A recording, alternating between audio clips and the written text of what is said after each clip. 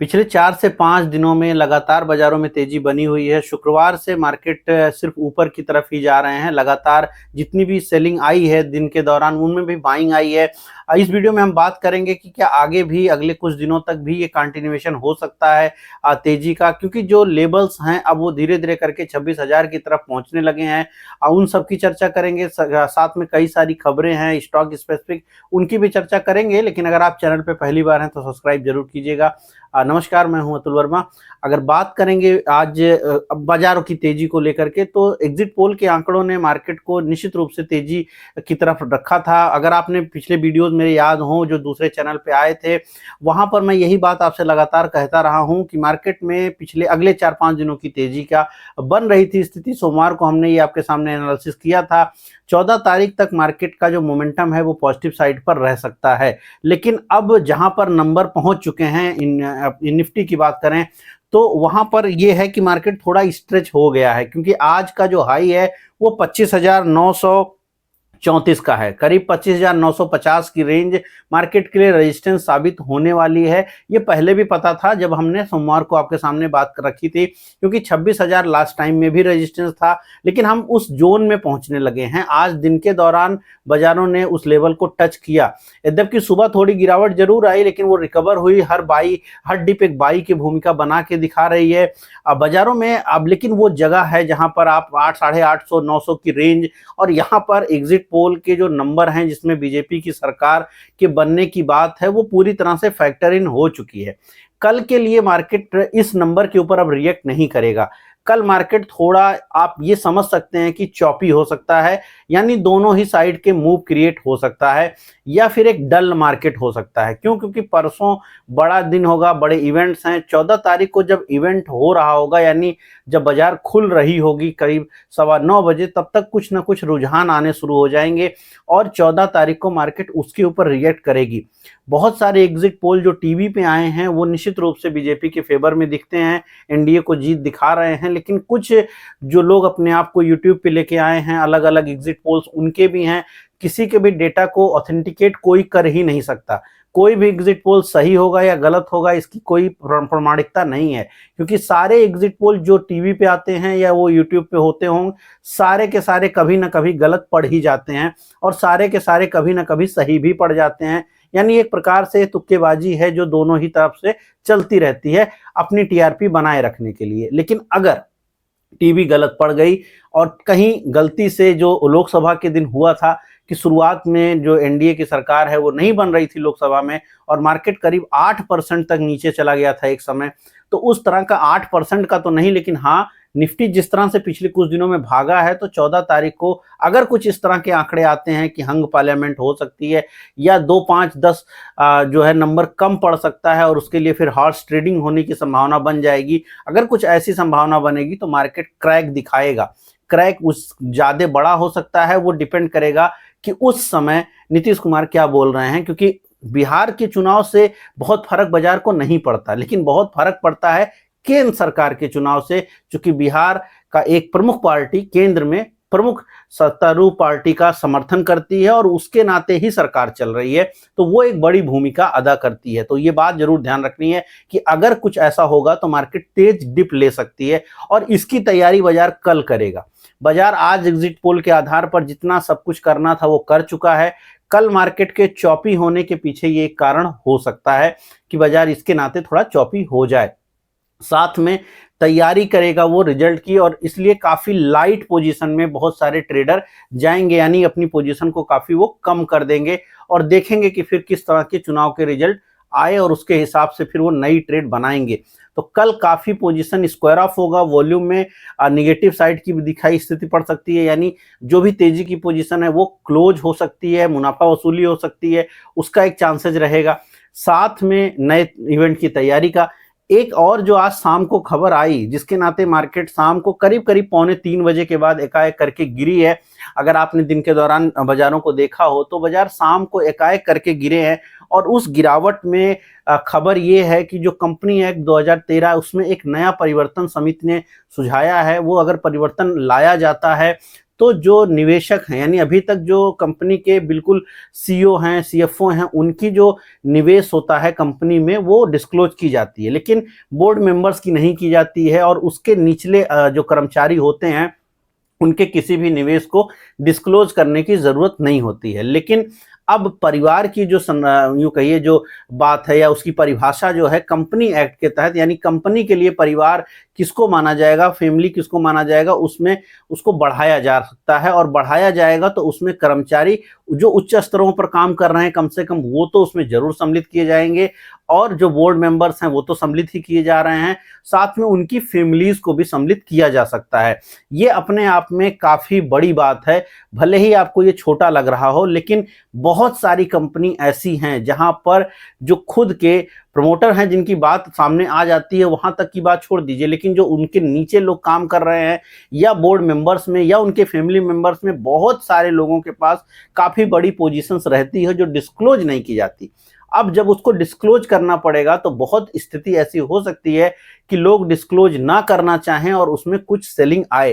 तो इसका कल एक समय कल ही फर्क आ जाएगा नहीं, आज जो थोड़ा गिरावट हुई सुबह शाम के समय उसमें इस खबर के असर जरूर है, लेकिन ये खबर स्टॉक स्पेसिफिक ज्यादा असर दिखाएगी और ये खबर यहां से लेकर 3 महीने तक असर दिखाएगी। क्योंकि अगर ये परिवर्तन होता है अगले 3 4 5 महीनों में तो फिर स्टॉक स्पेसिफिक, यानी जहां का प्रमोटर या जहां के बोर्ड मेंबर या उनके फैमिली मेंबर्स डिस्क्लोज नहीं करना चाहेंगे तो वो वहां पर ब्लॉक डील के माध्यम से या फिर मार्केट प्रैक्टिस के दौरान जो है उसको सेल ऑफ करने की कोशिश करेंगे। और अगर वो बिकवाली आएगी तो कुछ स्टॉक स्पेसिफिक मूव्स आपको आने वाले वक्त में अगले 2 3 महीनों में ऐसा दिखेगा कि वहां पर स्टॉक या तो यूं कहिए डिस्ट्रीब्यूशन में जाएंगे या फिर वहां पे बड़ी करेक्शंस या करेक्शंस आती हुई दिखाई पड़ सकती है।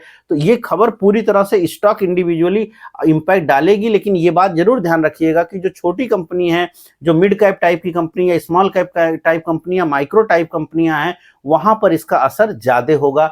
क्योंकि इस टाइप की कंपनियों में जो प्रमोटर हैं, जो बोर्ड मेंबर्स हैं, जो उनका फैमिली मेंबर्स हैं, उनकी होल्डिंग पोजीशन और इवन कर्मचारियों की होल्डिंग पोजीशन ज्यादा होती है। क्योंकि वो जब सेलिंग आएगी तो पॉसिबल है कि इन कुछ कंपनियों में से जो इस टाइप कैटेगरी में होंगी वहां पर मंदी हो सकती है ठीक ठाक सी। और ये बात आपको बिल्कुल ध्यान रखनी है। यद्यपि इसका असर कल परसों में नहीं है, लेकिन हाँ लंबे समय में इसका स्टॉक स्पेसिफिक असर होगा। बट इसका टोटल का एक छोटा इंपैक्ट तो कल भी आपको देखने को मिल सकता है, और वो भी नकारात्मक रूप से निगेटिव साइड पर ही इंपैक्ट करेगा। तो कल 2 बातें होंगी, 2 बातें मुख्य बातें। एक, बाजार की तैयारी होगी बिहार के इलेक्शंस के लिए, और ये जो खबर है इन दोनों पर आप असर दिखाता हुआ दिखेंगे, मार्केट रिएक्ट करेगी। और अभी पिछले 3 4 दिनों में मार्केट ऑलरेडी तेजी कर चुकी है, तो फॉलो अप तेजी के लिए कल एक सैंडविच सेशन जैसा रहेगा, जो कि फॉलो अप तेजी के लिए उतना बेहतर नहीं होता है।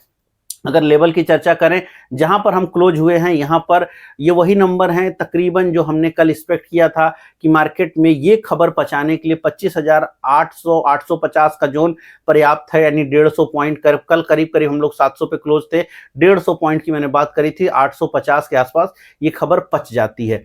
मोटा मोटी हम उसी जोन में क्लोज हुए हैं। यद्यपि थोड़ा जरूर ज्यादा बढ़े हैं दिन के दौरान, चूंकि अमेरिका के डील की बात खबरें आती रही हैं तो उसके नाते हमने तेजी थोड़ी एक्स्ट्रा जरूर दिखाई है। बट अल्टीमेटली ये वो जोन है जहां पर ये पूरी खबर एग्जिट पोल वाली कंप्लीट हो जाती है। अब कल के लिए ये 2 बुरी तो आप इसको नहीं कह सकते, बट हाँ थोड़ी निगेटिव खबरें हैं, और इसके नाते मार्केट जो है एक बैंड में ट्रेड कर सकता है जहां पर वॉल्यूम में कमी देखने को मिल सकती है। तो कल ऊपर की साइड में मार्केट कैप्ड हो सकती है, 25,950 का एक रेंज पकड़ें, क्योंकि आज के हाई से जरा सा ऊपर है, तो 25,950 मोस्ट लाइकली कल के अपर बैंड हो सकते हैं। और निचला बैंड भी कोई बहुत ज्यादा टूटने की डर तो नहीं लगती है, लेकिन अगर 25,750 रख लें तो पर्याप्त लगता है। कल बाजार काफी हल्की रहनी चाहिए, एक 125 150 पॉइंट में मार्केट ट्रेड करनी चाहिए। और विक्स जो कि आज थोड़ी घटी है, चूंकि एग्जिट पोल के नाते, रिजल्ट के नाते वो मामला हो गया और उसके नाते थोड़ी विक्स घटी है, कल शाम के समय जरूर थोड़ी सी विक्स में आपको वृद्धि दिखेगी, थोड़ी सी विक्स बढ़ती कल नजर आ सकती है। शाम के समय जो ऑप्शन सेलर हैं उनके लिए थोड़ी सी ध्यान देने की बात होगी, लेकिन ओवरऑल बाजार कल साइडवेज ज्यादा रहेगा। आज का मार्केट में भी ये दिखा है कि ब्रॉड बेस रैली हुई है, लेकिन हाँ बहुत सारे पोर्टफोलियोज नहीं बढ़े होंगे। ये मैं इस पे एक सेपरेट वीडियो आपके सामने शनिवार को संभव है लेके आऊंगा, जिसमें मैं डिटेल समझाने की कोशिश करूंगा कि पोर्टफोलियोज क्यों नहीं बढ़ रहे हैं। क्योंकि पोर्टफोलियो की जो स्थिति है उसको आपको चार्ट के थ्रू समझने की जरूरत है, क्योंकि अगर चार्ट पे आप स्टॉक देखेंगे तो ही ये बात समझ में आएगी कि किन स्टॉक्स में तेजी आ रही है। खैर वो हम शनिवार को मेरे दूसरे चैनल पर, यानी जो मेन चैनल है तथ्य फाइनेंस, उस पर आपको मिलेगा, जरूर देखिएगा। खैर फिलहाल अभी बाजार इसी दायरे में रह सकती है। बैंक निफ्टी आज थोड़ा अंडर परफॉर्म करी है निफ्टी की अपेक्षा, और साथ में मिड कैप और स्मॉल कैप ने ठीक ठाक सा परफॉर्म किया है। मिड कैप सबसे ज्यादा अच्छा परफॉर्म कर पाया है, लेकिन एडवांस डिक्लाइन में कोई बहुत बड़ी परिवर्तन हुआ हो ऐसा नहीं है। बट ये है कि जहां पर हमने कल भी देखा था 1:1 का रेशियो था, परसों 1:1.2 निगेटिव साइड पर रेशियो था, आज का रेशियो थोड़ा पॉजिटिव है। करीब 1200 शेयरों में आज मंदी हुई है, करीब 1925 शेयरों में तेजी हुई है। तो ये आप जरूर कह सकते हैं कि आज तेजी वाले शेयर ज्यादा हैं। 1:1.5 के आसपास का रेशियो निकलता है, तो 1.4 का रेशियो पर मार्केट थोड़ी जरूर एक्स्ट्रा बुलिश आज दिखी है। काफी दिनों बाद ये आंकड़े मिले हैं, और अगर बिहार में जो रिजल्ट आएंगे, अगर जो भी रिजल्ट आएंगे, अगर उसमें सत्ता पार्टी जीतती है, चूंकि उस बाजार उनकी जीत से ज्यादा खुश होती है।